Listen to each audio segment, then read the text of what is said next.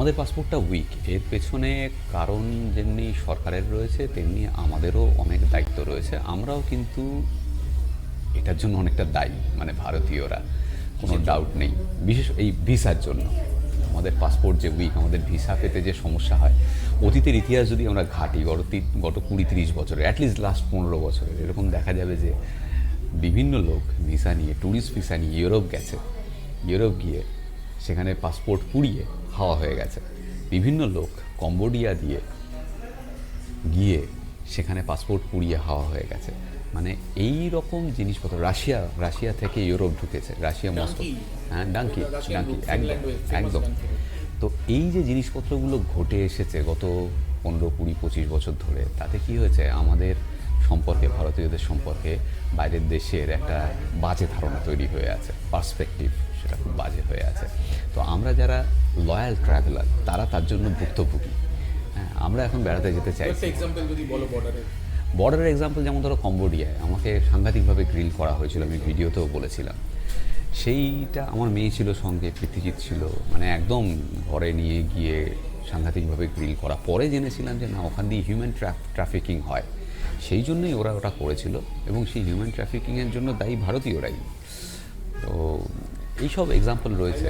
Thailand, specifically থাইল্যান্ডে আজকে visa চালু হওয়ার একটা কথা চলছে। হ্যাঁ, তার কারণ হচ্ছে আমরা অনেকটাই দায়ী, কারণ ওরা ফ্রি ভিসা দিয়ে রেখেছিল। আজকে বোধহয় প্রায় 1.5 বছর হয়ে গেল থাইল্যান্ডে কোনো ভিসা লাগতো না আমাদের, কিন্তু এখন আবার চালু হচ্ছে, এর পেছনে দায়ী আমরাই।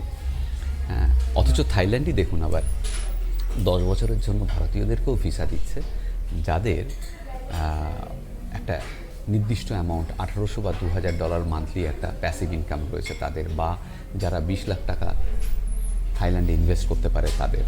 তার মানে একটা ক্যাটাগরি ভাগ করে দিচ্ছে থাইল্যান্ড সরকার বুঝতে পারছে যে কাদেরকে ভিসা দেওয়া যাবে ভারতীয়দের মধ্যে, কাদেরকে যাবে না, একটা ক্রাইটেরিয়া সেট করে সেটাকে ফিল্ট্রেশন করছে। বর্তমান বিশ্বে বাঙালি ট্রাভেলারদের নেচার কি বদলাচ্ছে? বাঙালিরা করছে, এখন তুমি এই বিজনেসেও রয়েছে না, প্রচুর, আমি বলবো প্রচুর মানুষ এখন বিদেশে ট্যুর করছেন, এ ব্যাপারে কোনো সন্দেহ নেই। কিন্তু নেচার অফ ট্যুর কিছু কিছু আমি জানি ব্যক্তিগতভাবে, যারা অ্যাডভেঞ্চার পছন্দ করছেন, হাইকিং পছন্দ করছেন, ইনফ্যাক্ট ইউরোপে অফবিট জায়গায় হাইকিং করছেন, রাশিয়াতে বাইকিং করছেন, এরকম বাঙালিও রয়েছেন, যারা কিন্তু হয়তো সামনে আসছেন না, হয়তো ফটোগ্রাফি করতে ভালোবাসেন, নেচার ফটোগ্রাফি, এমন এমন জায়গায় যাচ্ছেন ইউরোপে যেগুলো অফবিট, কিন্তু তাদের সংখ্যা খুব কম, আস্তে আস্তে বাড়ছে।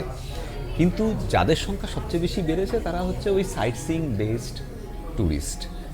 ভিয়েতনাম বলুন, থাইল্যান্ড বলুন, শ্রীলঙ্কা বলুন, সবাই ওই সাইট সিইংয়ের মধ্যে কী কী দেখার জায়গা আছে সেইগুলোই আমরা দেখব। কিন্তু কালচারটাকে অনুভব করা, খাবার দাবারটাকে অনুভব করা, এই ধরনের ট্যুরিস্টের সংখ্যা কিন্তু সেভাবে বাড়েনি। আমাদের অভিজ্ঞতা আছে, থাইল্যান্ডে আমরা নিয়ে গিয়েছিলাম গ্রুপ ট্যুর, একটা দুপুরবেলা আমরা স্ট্রিট ফুড রেখেছিলাম।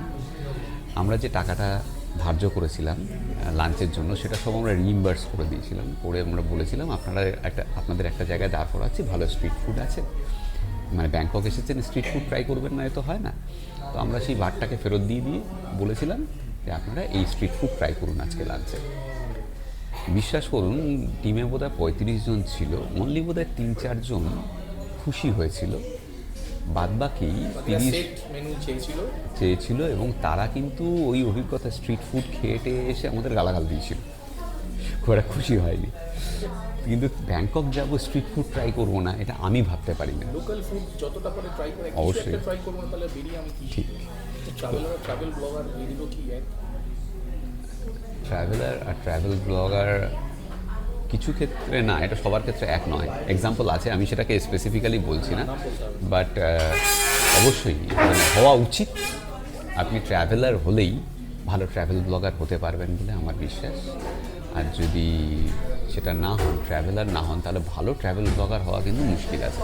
কারণ একটা জায়গাকে ভালোভাবে দেখতে গেলে মন দিয়ে, তাহলে কিন্তু আপনাকে ট্রাভেলার হতে হবে, তবেই আপনি ভালো ট্রাভেল ব্লগ ক্রিয়েট করতে পারবেন, এটা আমার মনে হয়, বিশ্বাস।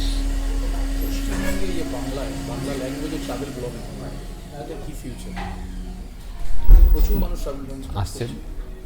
দেখো, তোমাদের ফুড ব্লগে কী ফিউচার আমি জানি না, তবে ট্রাভেল ব্লগে এখনও অবধি যা সিচুয়েশান, আসা যেতেই পারে। তবে তাদেরকে মানে এমন কিছু করতে হবে যেটা দর্শকদের কাছে নতুন, যা আগে দর্শকরা কখনো কিছু দেখেনি, সেই রকম জিনিস দেখেনি, তবে গিয়ে চ্যানেল দাঁড়াবে।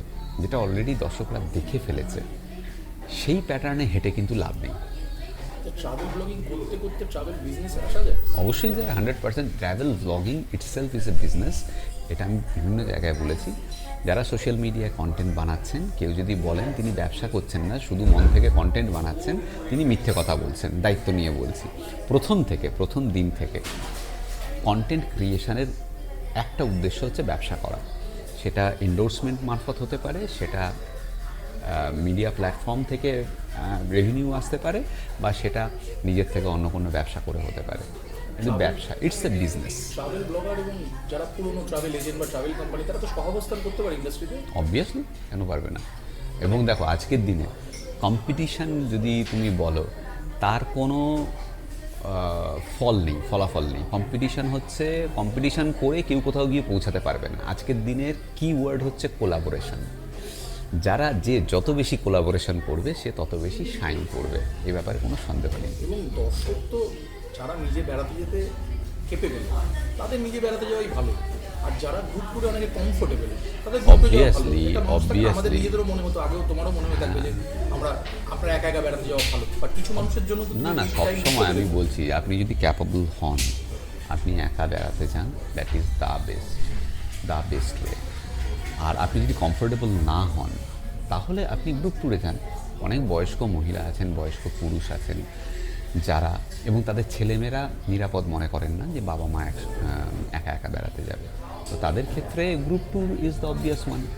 তো সেক্ষেত্রে আপনি সমমনস্ক একটা দল পাচ্ছেন, সেখানে শুধু বেড়ানো না, আড্ডা, গান, গল্প, হাসি ঠাট্টা, সবাই মিলে একসঙ্গে হই হই রই রই করে বেড়াতে যাওয়া, তার একটা আনন্দ আছে। তো সেটাও তারা পান।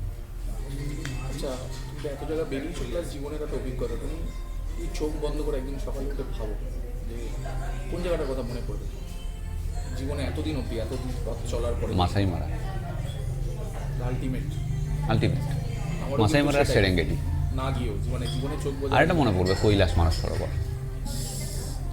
ওটা মানুষের যাকে সম্ভব একবার যাওয়া উচিত। একদম, জীবনে একবার তো যাওয়া উচিত। তুমি যাচ্ছ, হ্যাঁ।